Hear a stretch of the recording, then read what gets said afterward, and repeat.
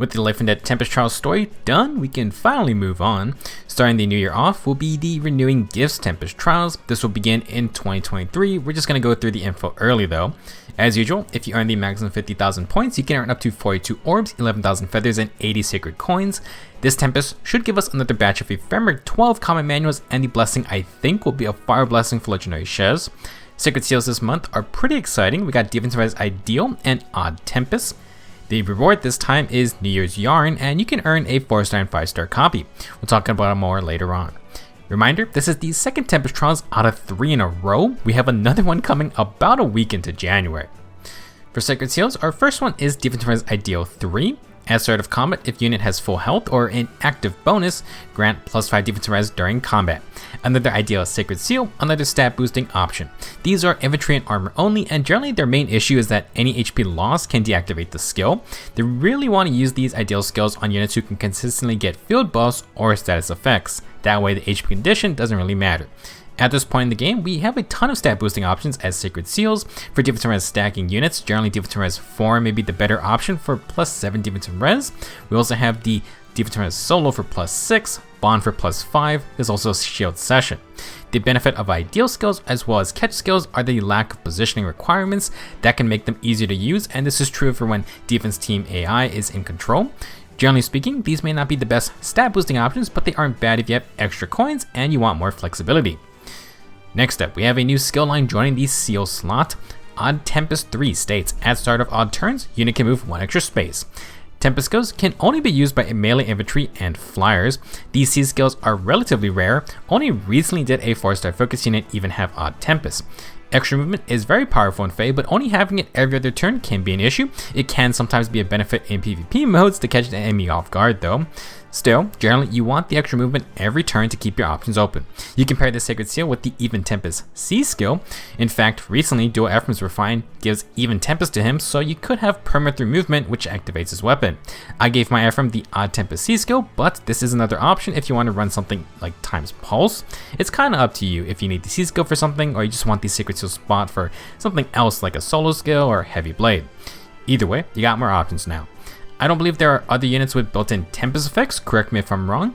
Perhaps this signals we could get tier 4 Tempest C skills at some point. Personally, I will upgrade this seal because it's very interesting. Not on the level of Distant Counter, but still a very surprising pick to be turned into a seal. It is not easy to get either Tempest C skill at the moment. A new year has begun. Let's make it a good one, okay? There's a year of the rabbit in your world? Rabbits get a whole year? Our first heroic grow unit for the new year is Yarne. Like his mother Pan, Yarne will represent the year of the rabbit in Fae. Also like Pan, Years Yarne will be a blue beast cavalry unit. For stats he has 40 HP, 43 attack, 40 speed, 35 defense, and 21 res.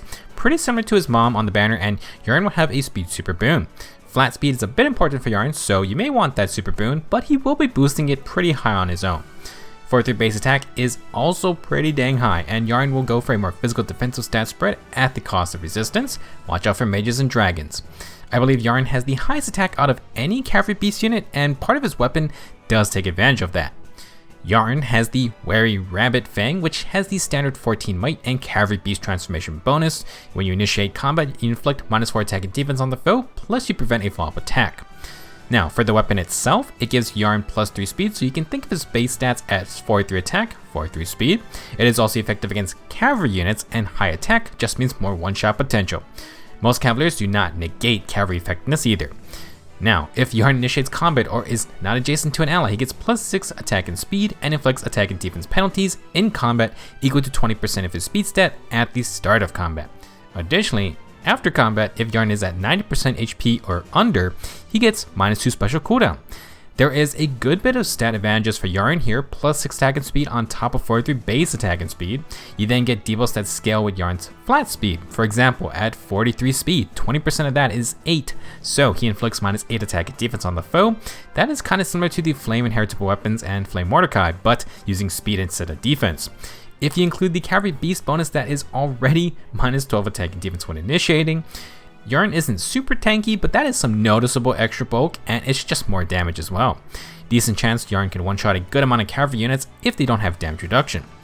As for the last part of his weapon, it is actually the same effect the original Yarne had. If you remember, OG Yarne got a refine earlier this year, and I had some issues with it.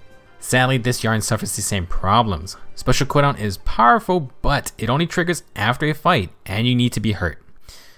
Like the OG Yarne, the reason for this effect is to trigger Galeforce. If Yarne can get 3 cooldown in combat and gets hurt, then after combat he gets -2 cooldown and Galeforce will trigger at that point. It's an interesting mechanic similar to Special Spiral, however, Special Spiral specifically does not work with Galeforce. To go with this combo, Yarne brings the first solo skill on a heroic Grail unit. Speed and Defense Solo 3 is actually a rare solo already, so really nice to see it here. I believe the only other solo skill not on a 5-star or seasonal unit is Speed and Res Solo 3 on Urk.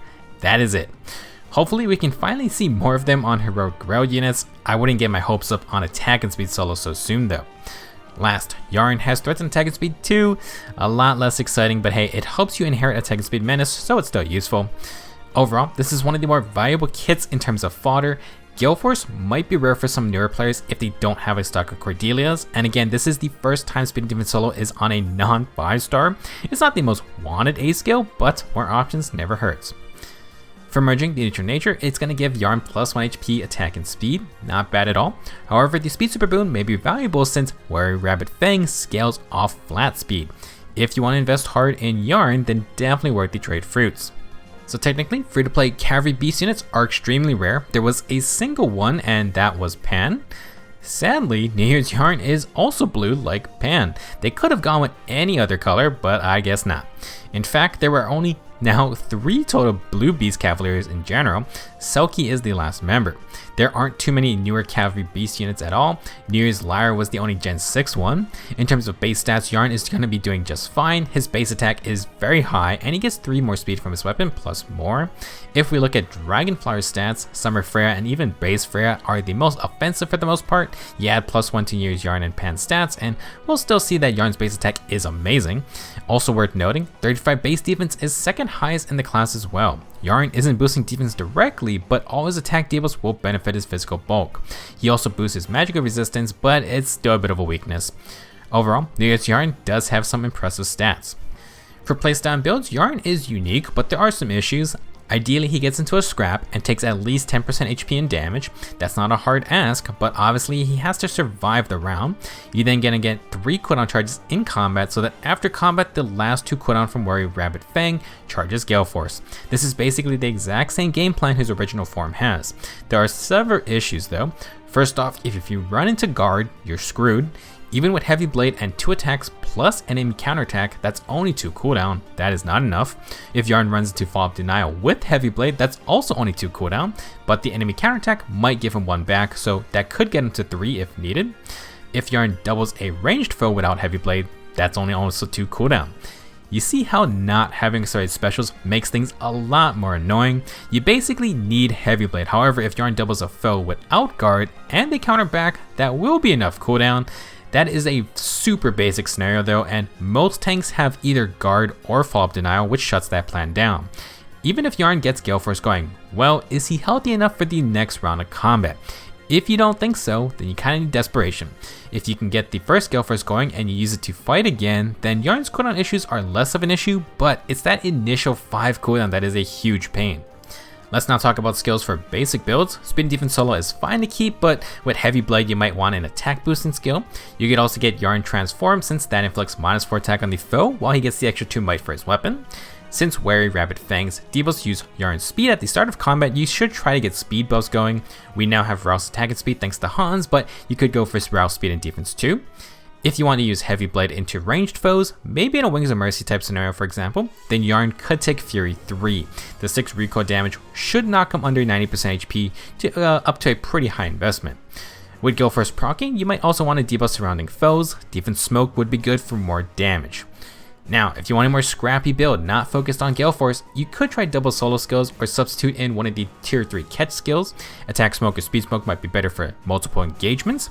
One problem for Yarne is getting past enemy fall prevention. Well, you can take Swordbreaker or any breaker skill. Breakers also give Yarne a little more enemy phase power, although they deactivate under 50% health. You can't really go with a low HP Fury build with that, but you still do want to get under 90% HP. I've already gone through some of Yarne's issues, and sadly you can't really solve all of them with premium skills. You can make it easier to get Galeforce going, but Yarne will need outside help. For example, he could get 4 cooldown via Asker's times pulse effect, increased special charge can come from non-status define, and there are other units who can apply guard to the enemy or give Yarne a free player phase follow-up. The point is, it's tough to get all of these in a self-sufficient build. We can try though.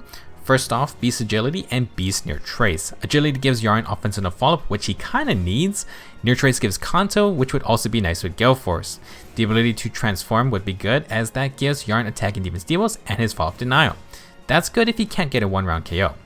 Besides that though, our only cooldown skill is Heavy Blade. Yarne's unique playstyle is interesting, but ultimately both versions of him just don't have enough effects to really make it consistent. Take New Year's Pan for example, accelerated specials and breath type cooldown with offensive follow-up. Arguably that is way easier to use for Galeforce. Sadly, it may just be easier to not worry about Galeforce at all. Yarne does have a decent amount of physical bulk and cavalry effectiveness, 35 base defense, and if you just take 43 base speed, that does net him that -8 attack debuffs from his weapon. If you can reach 50 speed, that's already -10 attack and defense. You could rock speed and defense solo, but you may want a stronger A skill like Clash 4 or Catch 4. You could run low attack and speed or speed and defense, and menace skills still work nicely for melee cavaliers. If you aren't as concerned about the cooldown part of his weapon, you could then run Surge Sparrow for healing. Kinda sad that it just doesn't really synergize with the 90% HP threshold normally. At that point, you really do just kinda have a pure stat based weapon. I feel a little bad for Yarne because I did not think his refine was that great, and the exact same problems persist here. There are too many things that can mess up his unique Galeforce playstyle, and ultimately I just doesn't feel worth it trying to make it work over other units with accelerated Galeforce plus other perks like cooldown reduction or no guard. There isn't enough slots for Yarne to get everything unless you get outside help. Now with that said, Years Yarne has much better stats than his OG form, and he actually gets defensive help in the form of attack debuffs. His base attack is also just way higher, and he has defense debuffs too. I actually feel like he would be a decent budget unit to have to take out cavalry heavy teams. There are some potent red cavaliers out there, and Yarne has the damage and speed to compete with, say, Brave Sylph. If he can outspeed Sylph, I'm pretty sure he can take him down to 1 HP in a single hit. Personally, I would say this is pretty valuable, and this can apply to other offensive cavaliers as well. For example, I don't think my Brave Erica would be able to survive the effective multiplier, and she has damage reduction as well. Years Yarne might have some issues with his Galeforce niche, but he kinda is a great cavalry killer. That could be the better way to see him as a unit. Regardless, if you can make Galeforce work, go for it. Otherwise, consider a more traditional offensive build.